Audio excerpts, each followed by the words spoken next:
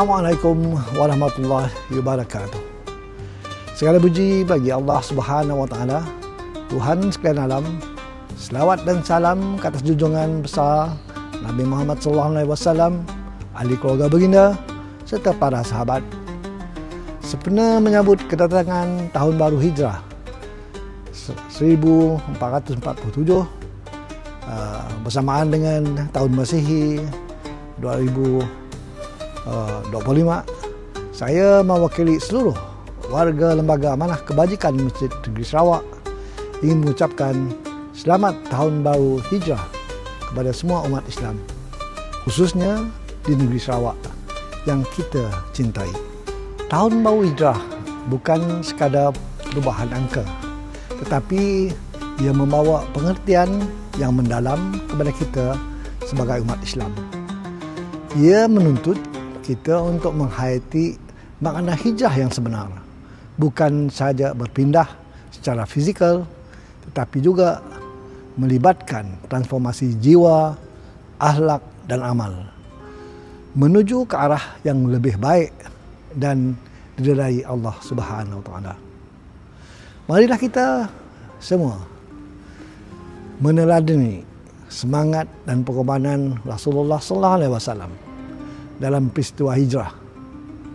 Hijrah baginda daripada Mekah ke Madinah merupakan titik tolak kepada pembinaan masyarakat Islam yang berlandaskan nilai kasih sayang, perpaduan, tanggungjawab sosial dan keadilan. Seiring dengan semangat tersebut, Lembaga Amanah Kebajikan Masjid Negeri Sarawak dengan berbesar hati menjemput orang ramai untuk turut serta dalam Festival Mahal Hijrah 1447 Hijrah bersamaan dengan 2025 Masihi yang berbaki beberapa hari saja lagi di Masjid Jami' Negeri Sarawak. Festival ini diadakan sebagai wadah untuk kita menghayati semangat hijrah secara holistik melalui pelbagai pengisian kerohanian, ilmiah, kekeluargaan dan kemasyarakatan.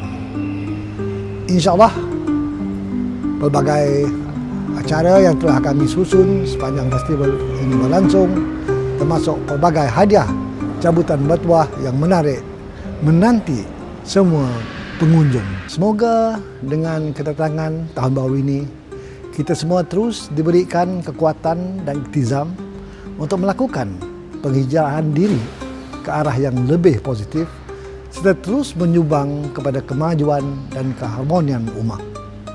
Akhir kata, marilah kita manfaatkan peluang ini untuk mendekati diri kepada Allah Subhanahu wa taala dan memperkukuh peranan masjid dalam kehidupan kita. Selamat menyambut tahun baru Hijrah 1447. Wassalamualaikum warahmatullahi wabarakatuh.